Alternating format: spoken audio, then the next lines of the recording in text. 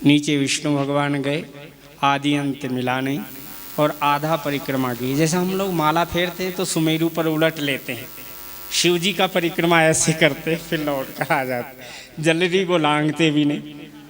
तो भगवान विष्णु आलिंगन करने लग गए, हे आदि अंत रहित भगवान शिव, आपकी महिमा कौन गा सकता है।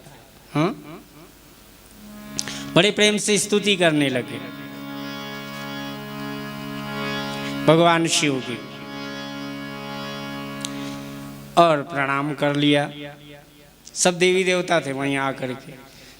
ब्रह्मा जी ऊपर से आए, गौ को और केतकी को लिया, कहा तुम मेरी गवाही दे देना, मैंने अंत पा ली। 5 मुख थे ब्रह्मा जी।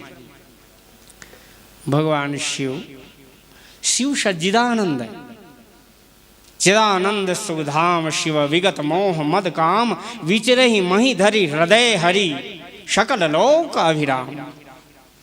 भगवान शिव तो सज्जिदानंद घन स्वरूप ही है, भगवान शिव ही है, आनंद कंद भगवान शिव है। शिव की महिमा अपरंपार।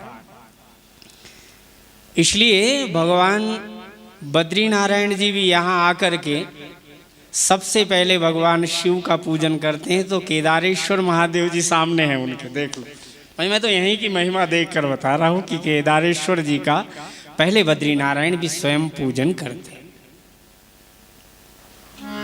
नारद जी को भी कह दिया, नहीं को शिव समान प्रिय मोरे, नहीं को शिव समान प्रिय मोरे।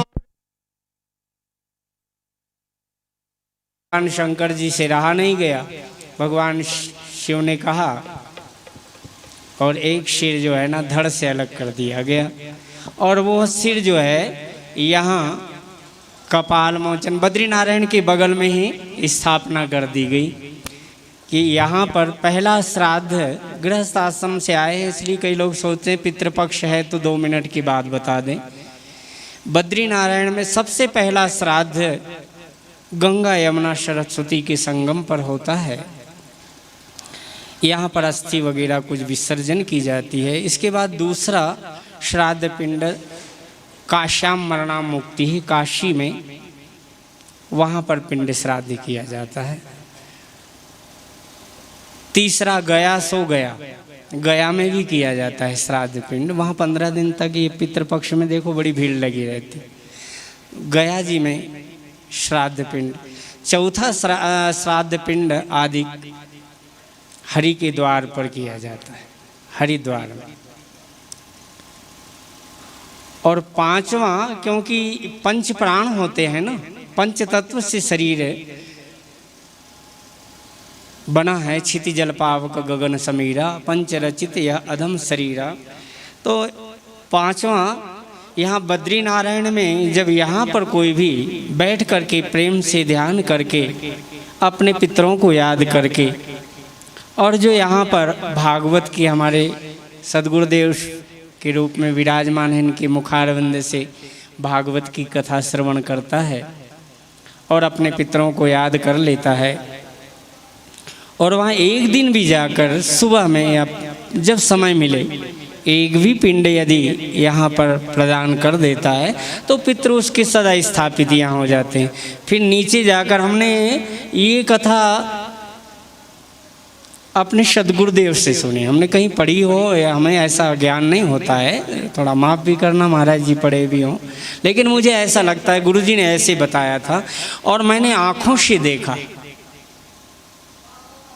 एक बार भोपाल के कुछ ब्राह्मण लोग शुक्ला परिवार के आ गए, 1 महीने अपने यहाँ पर ऋषिकेश आश्रम में महाराज श्री गए हैं, वहाँ रहे, टूटा फूटा आश्रम है छोटा सा, तो खंडहर पड़ा रहता है, तो हम भी ऐसे खंडहरों में रहते हैं। तो वहाँ पर आए तो उन्होंने 1 महीने भागवत की कथा रखी, तो खेल खेल में हम भी गए, तो साथ में वो कलश ले आए, मैंने सिर के ऊपर एक भगोना रखा, उसमें रेती रखी और उसमें एक पत्थर रख लिया